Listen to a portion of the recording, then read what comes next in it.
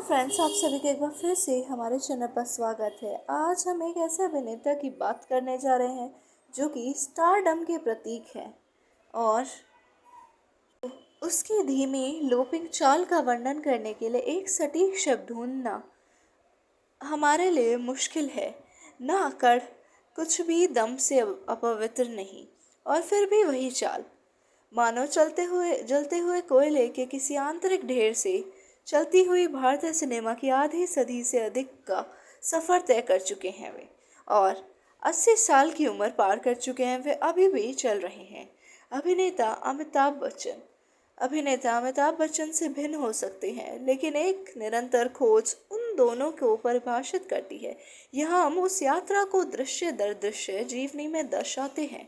भारत छोड़ो आंदोलन के दिनों में उनके जन्म से लेकर उनका प्रारंभिक जीवन, कुछ सामान्य डेस्क नौकरियां और उनके संघर्ष पूर्ण वर्ष जब उन पर दांव लगाने के इच्छुक लोग दुर्लभ थे, बीड़ी से डायनामाइट की तरह रोशन किया।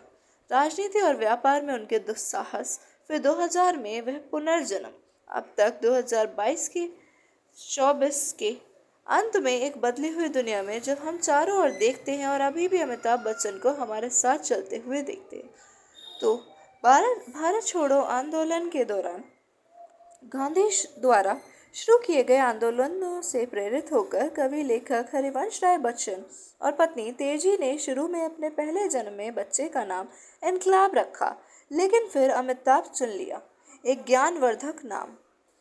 हर नए चेहरे के लिए आमतौर पर संघर्षरत वर्ष अभिनय के जुनून के साथ लंबे दुबले पतले बैरिटोन के लिए असामान्य रूप से कठिन होते हैं। अंततः ये उनकी प्रतिभा ही है जो बोलती है। इलाहाबाद के Saint Mary's and Boys High School में पढ़ाई के बाद अपने boarding school Nainital Sherwood College में उनके अभिनय कौशल में निखार आया, क्योंकि उन्होंने गोगोल के नाटक द गवर्नमेंट इंस्पेक्टर में मेयर की भूमिका निभाई थी और 1957 में सर्वश्रेष्ठ अभिनेता का कैंडल कप जीता। 15 साल की उम्र में ही नई दिल्ली के किरोड़ी मल कॉलेज से बीएससी करने के साथ साथ अभिनय का शौक लगातार बना रहा। इसके थिएटर सोसाइटी द प्लेयर्स से जुड़ता है। कलकत्ता में कुछ डेस्क नौकरियों के साथ 6 सुस्त वर्षों के बाद सिनेमा में अपने स्तर को खोजने का उनका प्रयास शुरू होता है। भाई अजिताभ ने विक्टोरिया मेमोरियल के बाहर अपने भाई की बॉक्स कैमरे से तस्वीर लेकर नई प्रतिभाओं की तलाश करने वाले एक विज्ञापन का जवाब दिया और इसे फिल्म फेयर माधुरी टैलेंट कंटेस्ट में भेज दिया गया। अमिताभ का फोन नहीं आता। अजिताभ के दोस्त ने उन्हें बताया कि निर्देशक के ए अब्बास एक नए चेहरे की तलाश में थे। 27 वर्षीय बच्चन ने अब्बास के साथ हिंदुस्तानी में एक मुस्लिम कवि की भूमिका निभाते हुए अपने करियर की शुरुआत की थी, जो गोवा को पुर्तगाली शासन से मुक्त कराने के लिए राष्ट्रवादियों से जुड़ता है। इसने उन्हें सर्वश्रेष्ठ नवागंतुक के रूप में अपना पहला राष्ट्रीय पुरस्कार दिलाया। बात करते हैं 1971-72 की।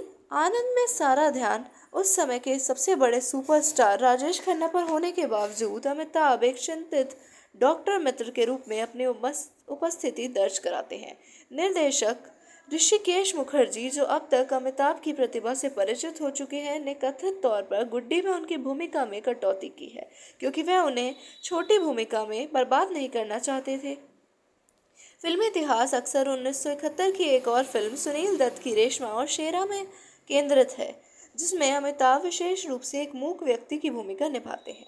1972 में उन्हें बी बॉम्बे टू गोवा में पहली उल्लेखनीय मुख्य भूमिका मिली। उस वर्ष के अंत में जया भादुड़ी के साथ उनकी पहली फीचर एक नज़र में दिखाई दी। प्यार खिलता है और एक समृद्ध सिनेमा साझेदारी शुरू होती है। 1973 में जंजीर से शुरुआत करते हुए अगले कुछ वर्षों में अमिताभ को हिंदी सिनेमा के कुछ बेहतरीन क्षणों के केंद्र में विशाल नरक के रूप में देखा जाएगा। प्रकाश मेहता द्वारा निर्देशित और सलीम जावेद द्वारा लिखित जंजीर लगातार 13 फ्लॉप फिल्में दर्ज कराने के बाद अमिताभ के दुख को समाप्त करती है। Action drama angry young man के आगमन का प्रतीक है, जो युग के गुस्से आपातकाल से पहले के युग को आवाज देने में कामयाब होता है और अपने युवाओं की विद्रोही भावना को प्रस्तुत करता है। बच्चन शासनकाल का उद्घाटन होता है।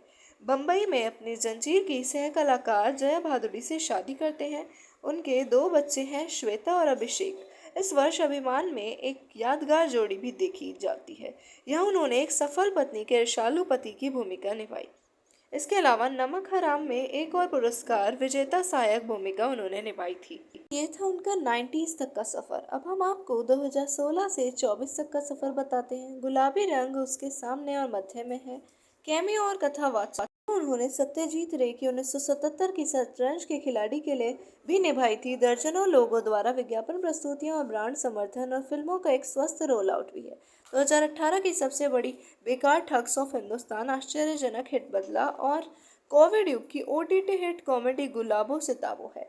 जैसा कि हम अक्टूबर 2022 में, तो इस प्रकार तक का था उनका 2016 से 2022 का सफ़र और वे अभी भी सक्रिय हैं और 2024 में भी उनका सफ़र इसी प्रकार चल रहा है। आप सभी का धन्यवाद वीडियो को देखने के लिए।